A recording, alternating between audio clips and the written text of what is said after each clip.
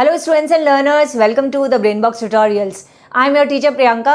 हम कर रहे थे सीबीएसई क्लास 10 के मैथ्स का प्रैक्टिस पेपर जो रिलीज़ हुआ है 2023 बोर्ड के लिए सीबीएसई के वेबसाइट में ही। उसका हमने ए बी सी सेक्शन कर लिया। आज बढ़ते हैं सेक्शन डी से। तो सेक्शन डी का पहला सम देखते हैं। सेक्शन डी का पहला सम है सम नंबर 32। लिखा है Sejal started a business where she sells earrings online. She made rupees 12,000 in sales in her first month. In the second month, when she decreased the price of her product by rupees 20, she sold 40 more items and increased her total sales by rupees 2,000. At what price did she sell the earrings in the second month?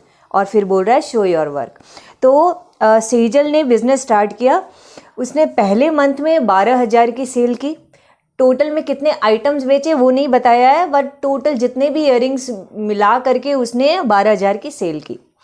और फिर second month में उसने हर earring का जो price है वो 20 rupees से घटा दिया।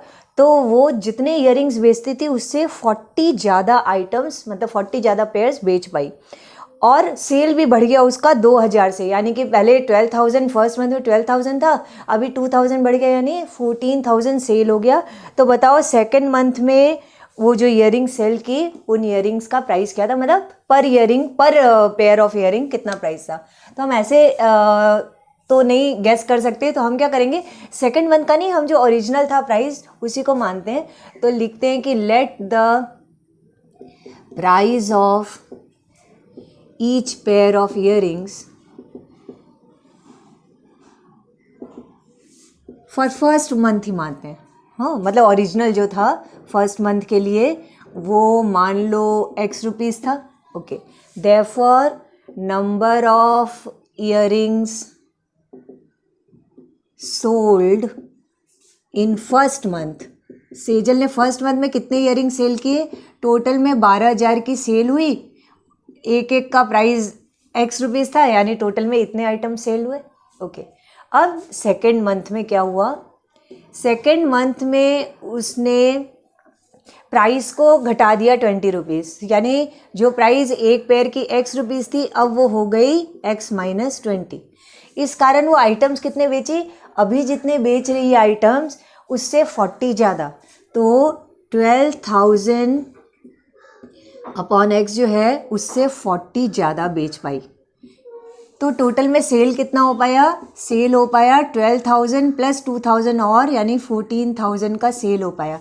मैंने इन दोनों को मल्टीप्लाई क्यों किया, देखो एक का price into number of quantity is equal to selling price होता है ना। इसको ऐसे समझते हैं, अगर सेजल 10 इयररिंग बेचती है और एक पेयर इयररिंग का दाम 100 रुपीज़ है, तो उसने टोटल में 1,000 इयररिंग्स बेची ना, 10-10 रुपये के 100 इयररिंग्स बेचे, तो हमने मल्टीप्लाई करके ही बताया ना। अच्छा, टोटल सेल उसका 1,000 रुपीज़ का हुआ। बिल्कुल उसी तरीके से सेजल ने इतने प्राइस के इयररिंग्स बेचे, एक एक इयररिंग का दाम इतना था, इतने सारे इयररिंग्स बेचे, तो दोनों को मल्टीप्लाई करेंगे तो टोटल सेल्स उसका 14,000 हुआ। ठीक है, अब तो ये इक्वेशन बन गया नॉर्मल। अब इसको सॉल्व करते हैं। तो ये तुम्हारे किस चैप्टर से रिलेटेड है, देखो ये इसको सॉल्व करते हैं, ये क्वाड्रेटिक इक्वेशन बनेगा। तो ये क्वाड्रेटिक इक्वेशन का हो गया सॉल्यूशन। अब मैं इसे मल्टीप्लाई करती हूँ, पहले x से इसको, फिर x से ऐसे बने एक एक पार्ट से मल्टीप्लाई करती हूँ। तो x से इसको करेंगे तो 12,000 plus 40x minus this into this होगा 1 2 3 4 upon x minus 800 is equal to 14,000। Okay, 12,000 minus 800 और ये 14,000, इन सबको उधर अगर रखें तो 40x minus 2,40,000 upon x is equal to 14,000, उसमें 800 ऐड हो गया और 12,000 माइनस हो गया। ठीक है, इसको हम एलसीएम ले लेते हैं।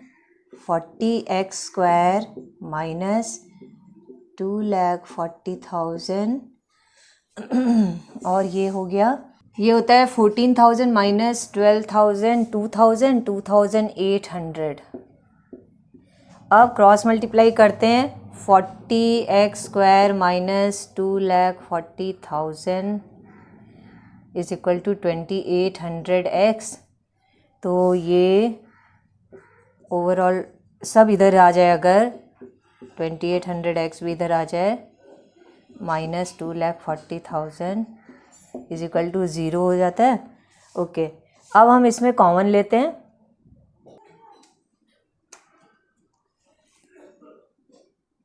मैंने कॉमन यहाँ पे ले रही हूँ मैं, 40 कॉमन ले सकते हैं। 40 कॉमन लेंगे तो x² माइनस यहाँ बचेगा 70x माइनस यहाँ बचेगा 6 और 1 2 3 zeros इज इक्वल टू 0 हुआ। तो ये हो गया x² minus 70x minus 6,000 is equal to 0, because 40 उधर जाके 0 हो गया। अब ये माइनस 70 और माइनस 6,000, मतलब इसका मिडिल टर्म फैक्टर हम निकालते हैं। तो मैं थोड़ा सा पार्ट इसको भी इरेज कर देती हूँ, उसके बाद में हम उसको सॉल्व करते हैं। ओके, इसका मिडिल टर्म हम फैक्टर करेंगे तो देखो ये आ रहा है माइनस 120x प्लस 50x। 120 को 50, 120 माइनस 50 करते हैं तो 70 आता है, और 120 इंटू 50 करो, 12 5 60, 2 0 लग गए, 6,000। इसलिए हमने 120 50 लिया। अब 6,000 is equal to 0, x common, x minus 120 plus 50 common, x minus 120 is equal to 0। तो x minus 120 x plus 50 is equal to 0। Either और जब करेंगे, that either x minus 120 is equal to 0 और x plus 50 is equal to 0। तो यहाँ से x हमारा 120 और यहाँ से x माइनस 50 आ रहा है। अब ऑब्वियस है कि प्राइस माना था हमने x फर्स्ट मंथ का, प्राइस माइनस में तो हो नहीं सकता, तो इसीलिए प्राइस तो 120 है, लेकिन जो सम है उसमें पूछा है सेकेंड मंथ का प्राइस बताओ। फर्स्ट मंथ का प्राइस 120 है, सेकेंड मंथ का प्राइस ईच वेयर का ये है, मतलब 20 रुपीज़ कम करके। तो therefore price in second month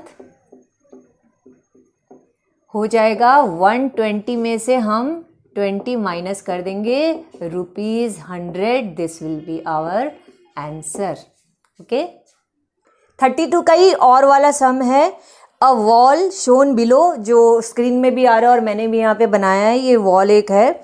it measures 5 metre in length and 4 metre in height. ये रहा 5 मीटर इसका लेंथ और 4 मीटर ये हाइट है, ये टोटल वॉल है।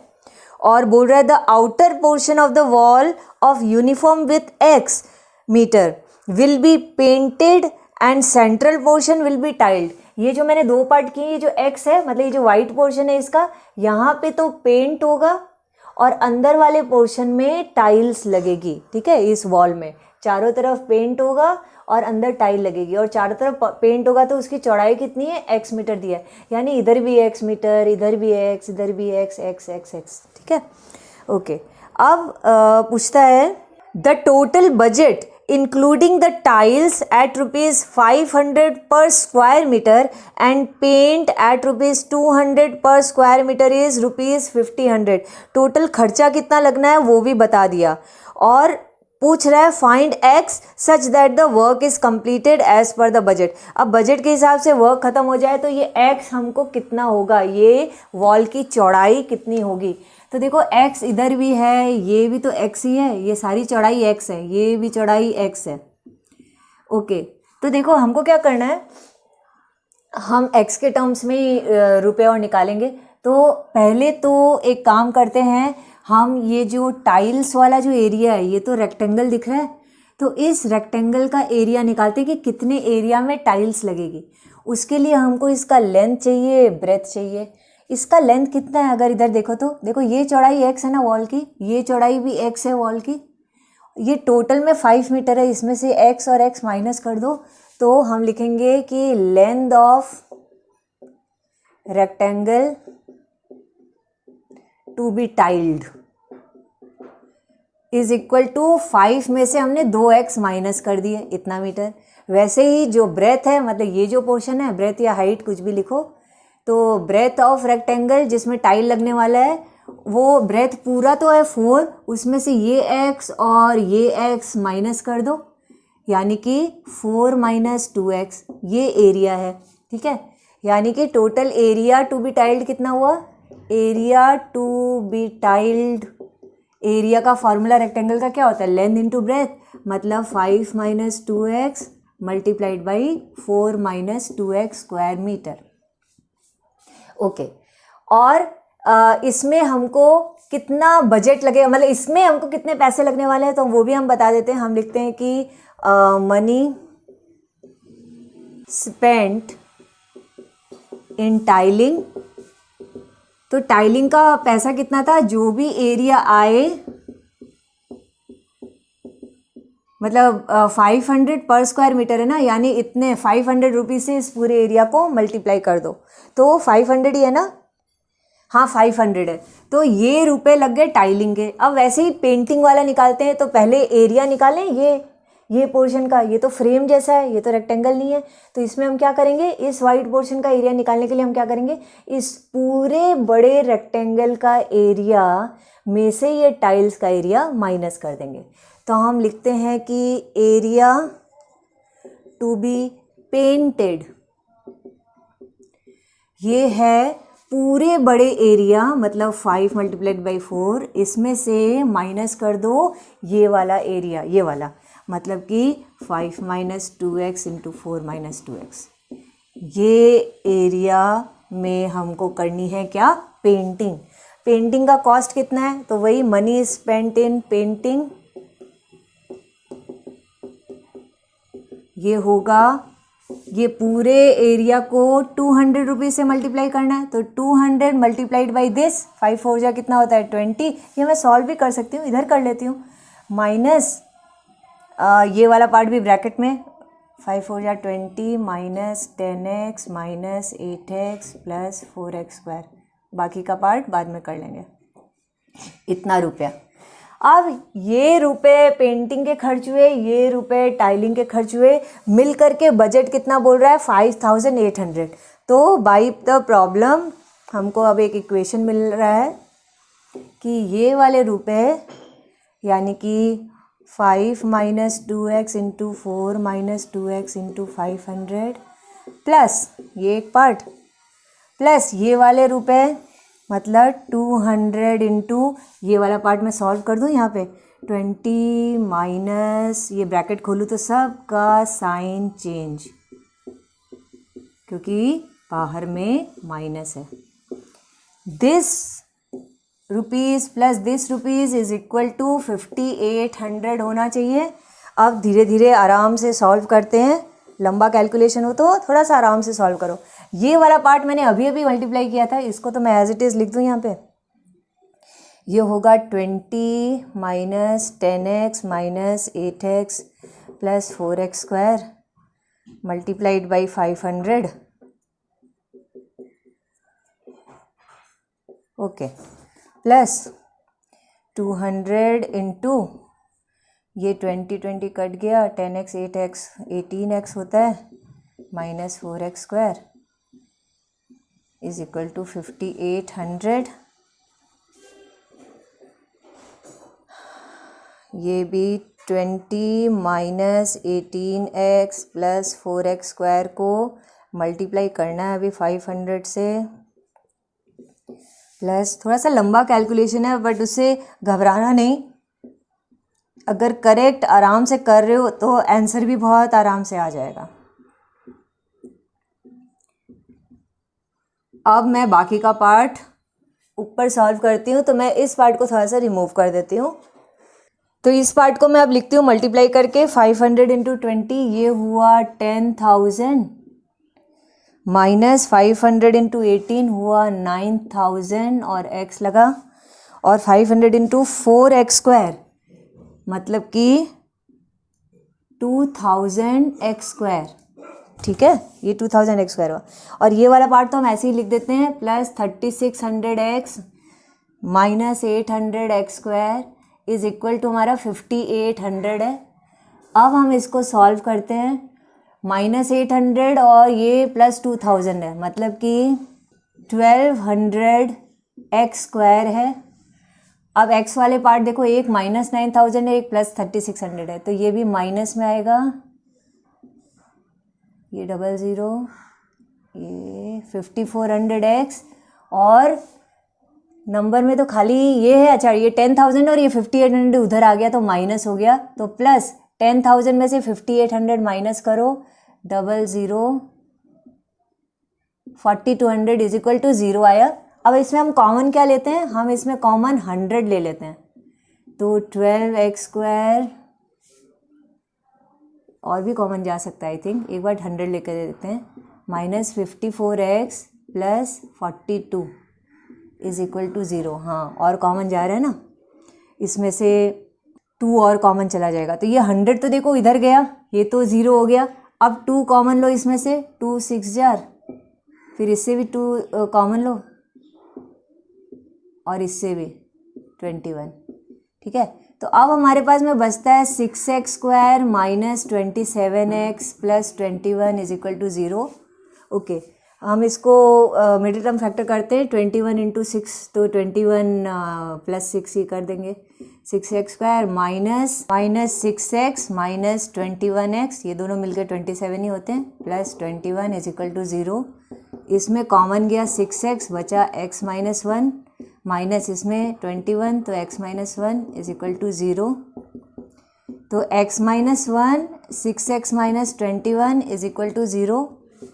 Either x - 1 is equal to 0 है और 6x - 21 इज इक्वल टू 0 है। यहाँ से x 1 आ रहा है, यहाँ से x आ रहा है 21/6, तो ये 3 से जा रहा है 7/2 यानी 3.5।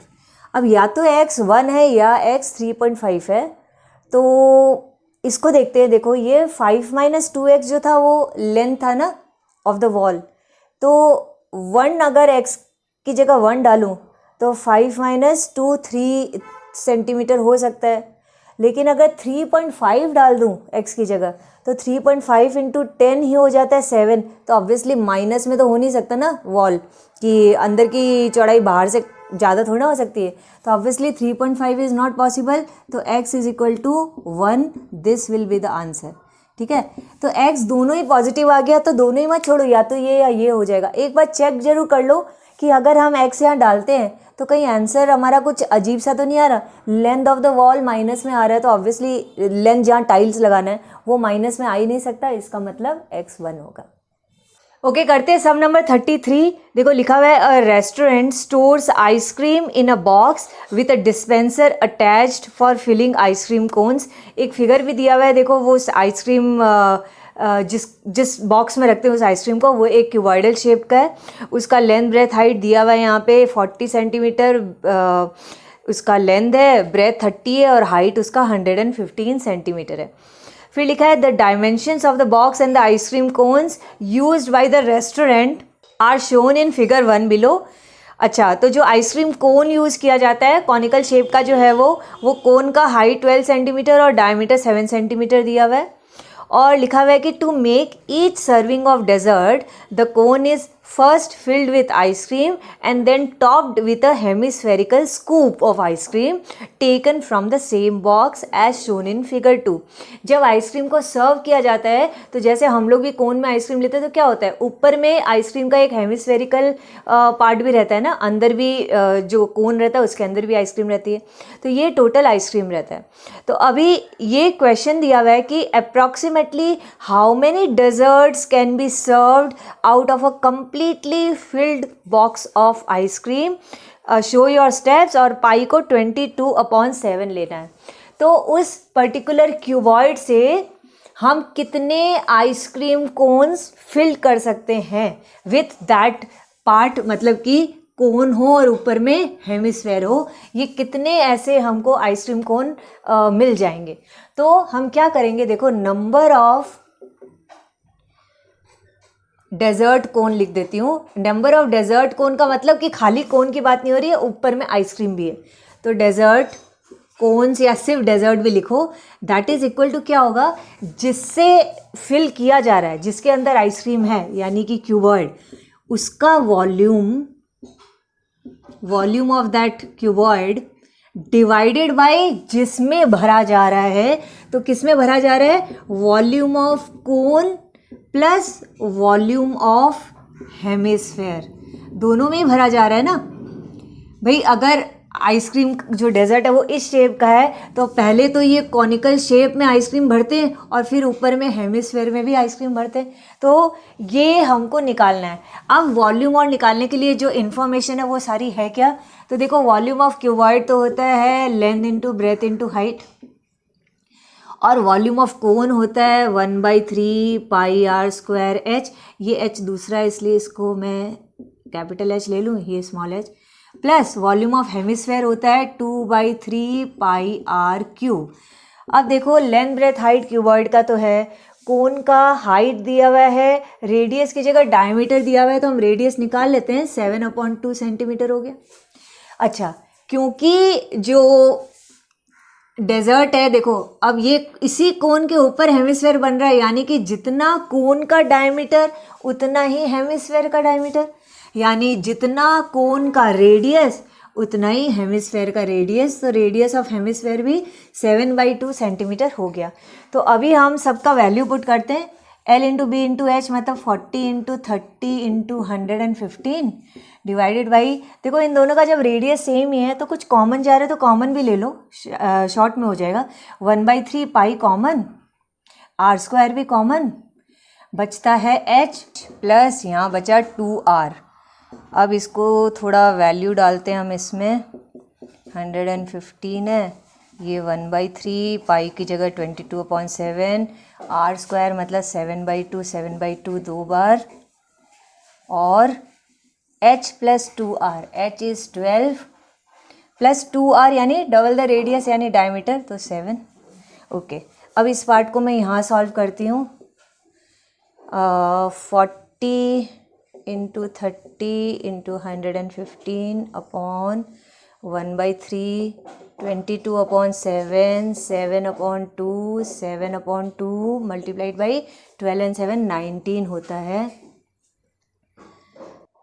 अब काटते हैं, जो जो कटता है, 7 कट रहा है, 2 से ये कट रहा है 11, ओके, और कुछ नहीं कट रहा। तो देखो अब बच रहा है ऊपर 40, 30, 115, जो एकदम नीचे बच रहा है वो है 3 और 2, तो ये एकदम ऊपर आ जाते हैं। और अब डिनोमिनेटर में क्या बचता है, 11, 7 और 19। अब क्या ये कुछ भी कट रहा है क्या, एक बार चेक कर लेते हैं हम लोग। तो 7 से ये जाता है क्या, नहीं जाता, 19 से भी नहीं जा रहा, तो और किसी से भी नहीं कट रहा, मतलब हमको इतना बड़ा कैलकुलेशन करना ही पड़ेगा। तो मैं पहले डिनोमिनेटर का मल्टीप्लिकेशन क्या होता है वो लिखती हूँ, और फिर न्यूमरेटर का क्या होता है वो लिखती हूँ मल्टीप्लाई यहाँ करके। तो हमारे पास ये आया 828,000 अपॉन 1463। इसको जब करोगे तो ऑब्वियस है ये पूरा होल नंबर में तो आएगा नहीं, नंबर ऑफ कोन्स जो है वो पॉइंट में ही आएगा। मैंने जब कैलकुलेट किया इसको तो अराउंड आ रहा है 565.96 समथिंग। तो इतने कोन भर जाएंगे अराउंड, मतलब 565 तो कोन पूरे भरेंगे, और फिर 566 जो कोन होगा वो 96% ही भरेगा, बाकी का नहीं भरेगा। तो हम ऐसे ही छोड़ देंगे, इतना नंबर ऑफ कोन्स है। या अगर पूछ रहा था क्वेश्चन में पूरे कोन्स तब 565 होते, ठीक है, और नहीं तो अराउंड 566 हो गए। और क्योंकि देखो सम में बोल रहा है approximately how many desserts can be served out of a completely filled box, approximately बोल रहा है तो 565 लिख सकते हैं, क्योंकि 0.96 है, पूरा तो भरेगा नहीं वाला कौन, तो अप्रॉक्सीमेटली दिस, या फिर ऐसे भी छोड़ सकते हो। ओके ओके 33 का ये और वाला सम है, देखो मतलब ये भी मेंसुरेशन से ही है। लिखा है a right circular cylindrical water tanker supplies water to colonies on the outskirts of a city and to nearby villages. Each colony has a cuboidal water tank. जैसे जनरली घरों की छत पे क्या होता है, क्यूबॉइडल वाटर टैंक ही होता है, तो यहाँ बोल रहा है हर कॉलोनी में क्यूबॉइडल वाटर टैंक है। और जो विलेजेस हैं वहाँ पे पीपल कम विथ मटकास, जो ब्रैकेट में लिखा है कि ये स्फेरिकल हैं, to fill water for their household. तो जो सिलेंड्रिकल वाटर टैंक है उससे दो जगह पानी जाता है। कॉलोनीज़ में जाता है जहाँ पे हर घर में ऐसा टैंक है, और विलेजेस में जाता है जहाँ हर एक घर में एक ऐसा मटका है जो स्फेरिकल शेप का है। ओके, नाउ क्वेश्चन पूछ रहा है, सारे मेजरमेंट्स दे दिए हैं, मैंने भी यहाँ लिख दिया है और इस फिगर में भी दिया हुआ है। क्वेश्चन नंबर 1 है, how many colonies in total would 1 full tanker be able to supply. खाली कॉलोनीज़ में अगर इस पूरे पानी को भेजा जाए तो ये एक टैंकर पानी से कितनी कॉलोनीज़ में पानी आ जाएगा, मतलब कि कितने टैंकर्स भर जाएंगे। हर कॉलोनी में अगर एक टैंक है तो कितने टैंक्स भर जाएंगे। तो इसके लिए हम क्या करेंगे, नंबर 1 जो मैं कर रही हूँ वो होगा number of colonies is equal to होगा वॉल्यूम ऑफ सिलेंड्रिकल टैंक या volume of cylinder divided by the volume of tank या ये जो कॉलोनी है, यानी कि वॉल्यूम ऑफ क्यूबॉइड।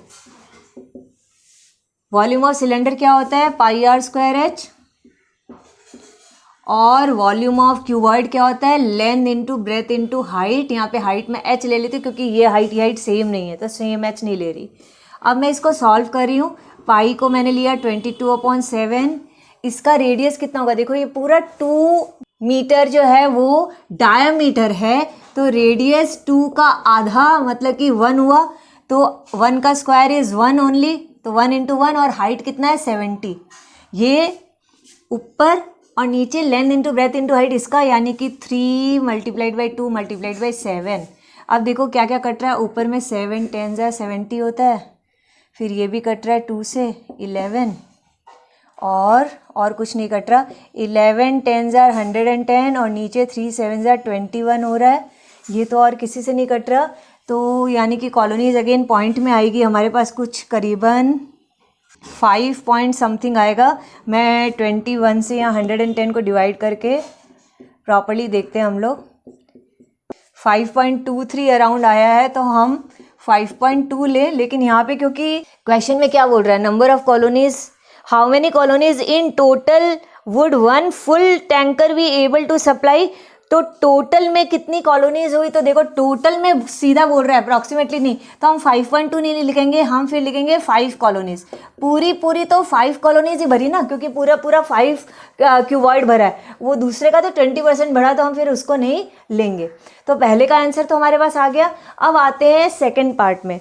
तो सेकेंड पार्ट में बोल रहा है, if a tanker supplies water to 3 colonies and then goes to a village where 400 people fill their मटकास, यानी पहले 3 कॉलोनीज में पानी दे दिया इससे, ठीक है, और उसके बाद में बाकी बचे हुए पानी को 400 मटकास में भर दिया। तो बोल रहा है रफली how much water is supplied by the tanker in all, और give your answer in square cubic metre में बोल रहा है। क्यूबिक मीटर में देने इसलिए बोल रहा है क्योंकि ये तो मीटर है, लेकिन ये जो डायमीटर है मटका का ये 42 सेंटीमीटर है, यानी कि 42 सेंटीमीटर यानी 0.42 मीटर, यानी कि रेडियस क्या हो गया, डिवाइडेड बाय 2 करो, 0.21 मीटर रख करके ही हम आगे का पार्ट करेंगे। तो नंबर जो 2 है उसके लिए मैं ये थोड़ा सा रिमूव कर देती हूँ। अब देखो नंबर 2 के लिए बोल रहा है 3 कॉलोनीज में पहले गया वो पानी देने, तो 3 कॉलोनीज का वॉल्यूम क्या होगा, volume of water used in 3 colonies, मतलब कि 3 क्यूबॉइड, तो 3 multiplied by length breadth height ये हो गया, और ये क्यूबिक मीटर में, और volume of water filled in कितना मटकाज है, 400 मटकाज है, तो 400 पीपल ने फिल किया, यानी 400 मटकाज, 400 स्फीयर का वॉल्यूम, तो 400 multiplied by 4/3 pi r cube, ये मटका मतलब स्फीयर का वॉल्यूम हो गया।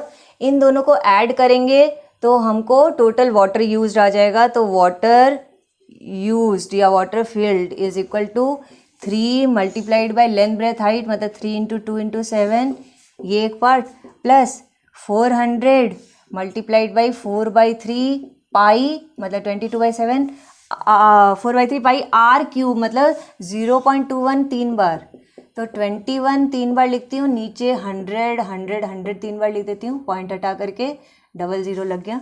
अब मैं इसको सॉल्व करती हूँ, ये 100 4 ज़ार हो गया 400 और 7 3 ज़ार 21 3 3 कट गया।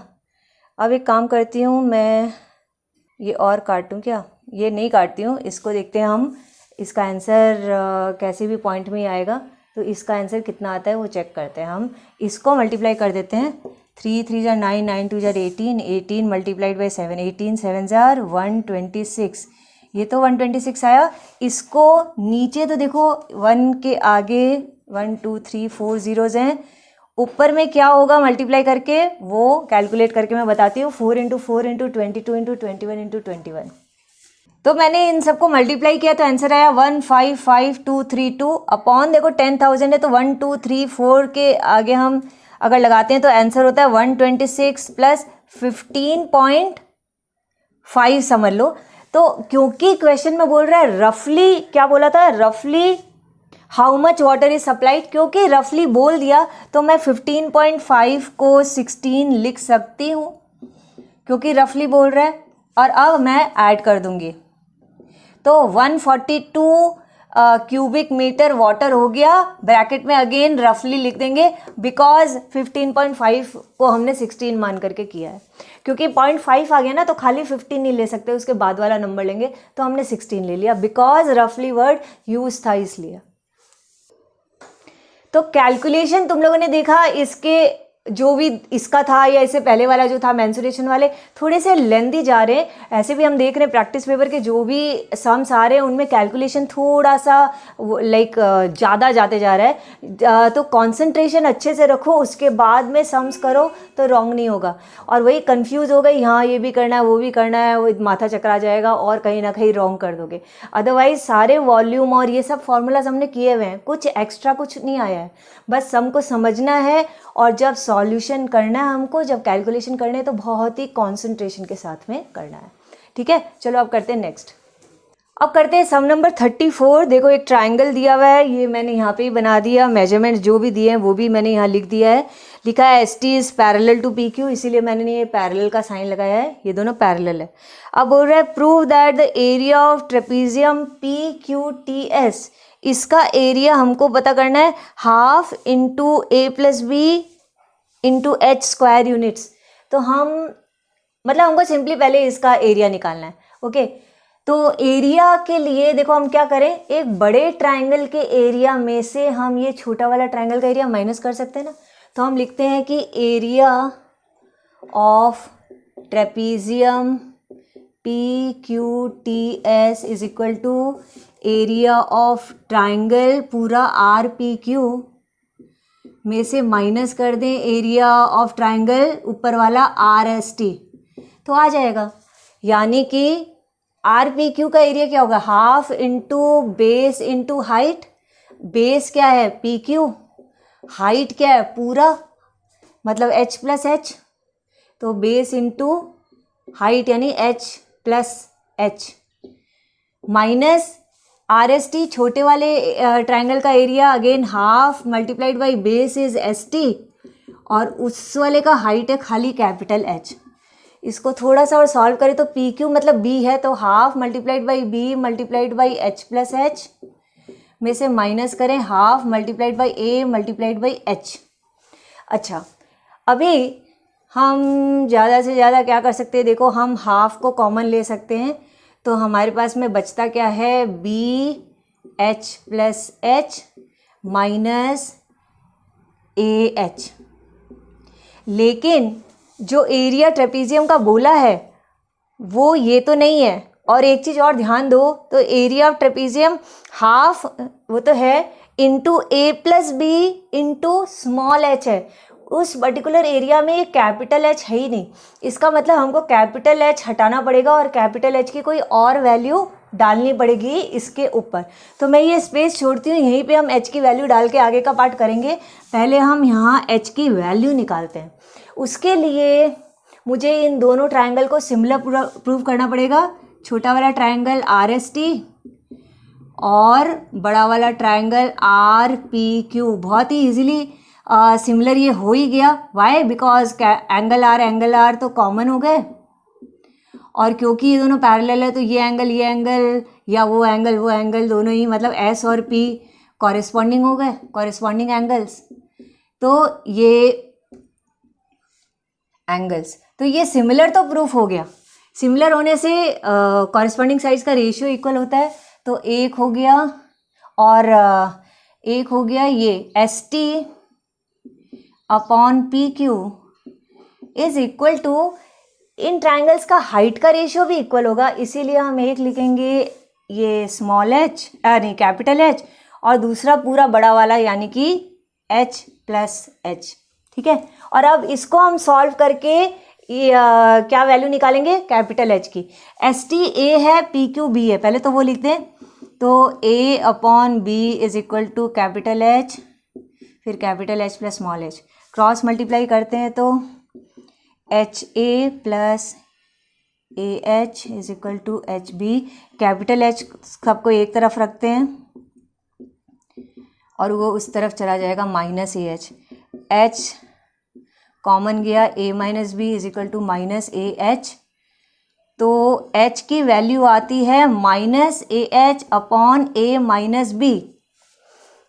ठीक है, तो जहाँ h है उसकी जगह मैं ये लिख दूँ, तो मैं लिखती हूँ यहाँ पे हाफ b, कैपिटल H की जगह मैं लिख रही हूँ minus A H upon A minus B, plus small h तो जैसे है वैसे है, माइनस यहाँ पे भी a इंटू अगेन h है, तो अगेन ये करूँगी a multiplied by minus A H upon A minus B. Okay, और अब मैं इसको सॉल्व करती हूँ बड़े ही आराम से।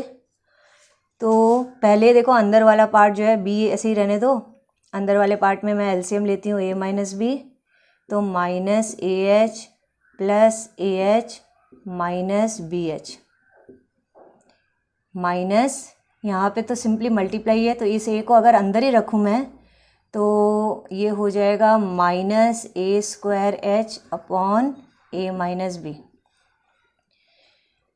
Is equal to half, minus A H plus A H cut गया, तो बी ब्रैकेट में minus B H upon A minus B, minus minus ये प्लस होता है, A square H upon A minus B. इनको थोड़ा एलसीएम लें तो हाफ ये ए माइनस बी अगर एलसीएम आ जाए तो ऊपर में आ जाता है minus b square H plus a square H. अब मैं इसको इधर सॉल्व करती हूँ तो ये होगा हाफ, कॉमन लेते हैं, देखो h कॉमन जा रहा है और a square minus b square बच रहा है, minus b square plus a square बच रहा था, मैंने उसको ऐसे लिख दिया a square minus b square, एक ही बात है ना, और ए माइनस बी नीचे, half h a square minus b square का फॉर्मूला लिख दो, a plus b multiplied by a minus b, नीचे में ए माइनस बी है ही, तो ए माइनस बी कट गया, तो हमारा आंसर बचा हाफ और ब्रैकेट में h multiplied by A plus B. और यही क्वेश्चन का जो सॉल्यूशन भी यही दे रहा था कि half into a plus b into h square units है, तो हाँ हमारा आंसर यही आ गया, तो हम लिख देंगे प्रूव्ड, ये हमारा प्रूफ हो गया। ठीक है, ओके, नाउ सम नंबर 31। देखो ये ग्राफ दिया हुआ है, अगेन एक्स एक्सिस में नंबर ऑफ एमपीज़ हैं और वाई एक्सिस में उनकी एज है इन ईयर्स। डार्क वाला जो है वो फीमेल एमपीज़ के लिए बताया हुआ है और लाइट वाला जो भी है वो मेल एमपीज़ के लिए बताया हुआ है। मतलब जैसे एकदम फर्स्ट नंबर अगर हम पढ़ें तो 25 से 35 ईयर्स वाले 4 फीमेल एमपीज़ है, 7 मेल एमपीज़ है। ऐसे ही हर एज का बताया हुआ है टिल 85 to 95 एज वाले एमपीज़। टोटल में 548 मेंबर्स हैं, मतलब मेल फीमेल मिला करके 548 है। ओके, ये हमको ग्राफ दिया है, इसको अच्छे से देख लो, मैं थोड़ा सा जूम करके अच्छे से दिखा देती हूँ। अब क्वेश्चन पूछ रहा है कि on an average how much younger is a female MP than a male MP, round your answer to the nearest whole number and show your work. इसका मतलब ये है कि हमको क्योंकि यहाँ पे बोल ही रहा है ऑन एन एवरेज, मतलब हमको फीमेल एमपीज़ कितनी है उनका एवरेज यानी मीन निकालना है, मेल एमपीज़ कितने हैं उनका भी एवरेज यानी मीन निकालना है। फिर हम दोनों को सब्ट्रैक्ट करके बता देंगे कि how much younger is female MP than a male MP. तो इसके लिए मुझे एक टेबल बनाना पड़ेगा क्लास इंटरवल का, मेल एमपीज़ वाली फ्रीक्वेंसी, फीमेल एमपीज़ वाली फ्रीक्वेंसी, फिर हम आगे मीन वाला पार्ट करेंगे। तो वो मैं ग्राफ यहाँ बना देती हूँ टेबल।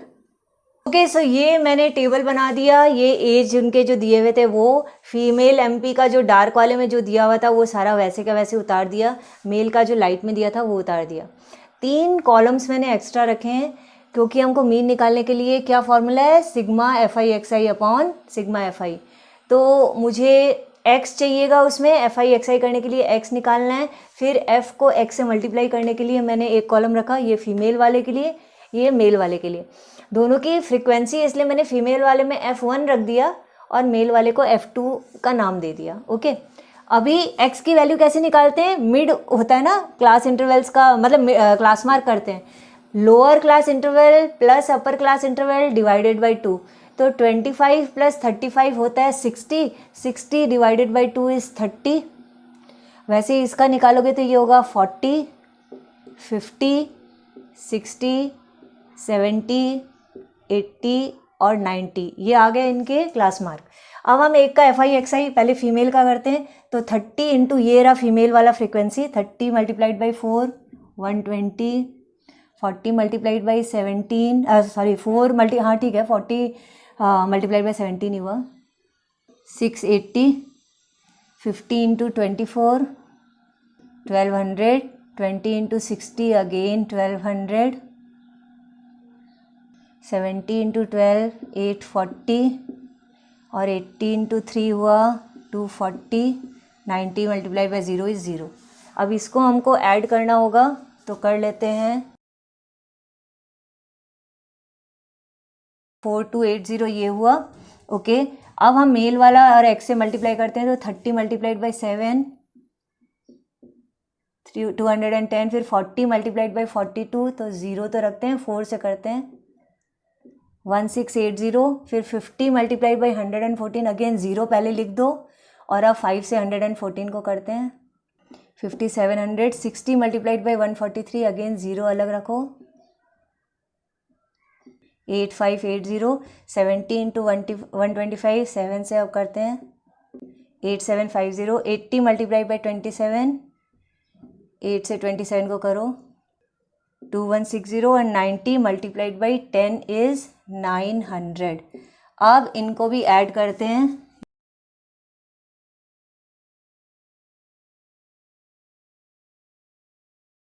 तो इसका टोटल आया 27,980। अब हमको सम ऑफ एफ आई भी चाहिएगा दोनों के लिए ही, तो इसका भी निकालते हैं, इसका भी निकालते हैं। फीमेल का कितना हुआ टोटल,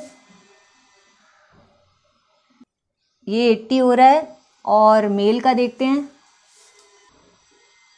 468 हो रहा है। ऐड करके देख लो एक बार, 460 और 80 जो है 548 ही हो रहा है। इतने ही मेंबर्स थे यानी हमारा कैलकुलेशन करेक्ट है। अब हम फीमेल एमपी का एवरेज निकालते हैं। तो mean age of female MP is equal to sum of f i x i, मतलब 4280 डिवाइडेड बाई 80, और mean age of male MP वो होगा 27980 डिवाइडेड बाई 468। अब देखो जो कटता है काटते हैं, इसका 0 0 कट रहा है, इसका 4 से जा रहा है 107/2, मतलब कि 53.5 ईयर्स हुआ इसका। इसका भी देख लेते हैं कट रहा है क्या, 4 से जा रहा है,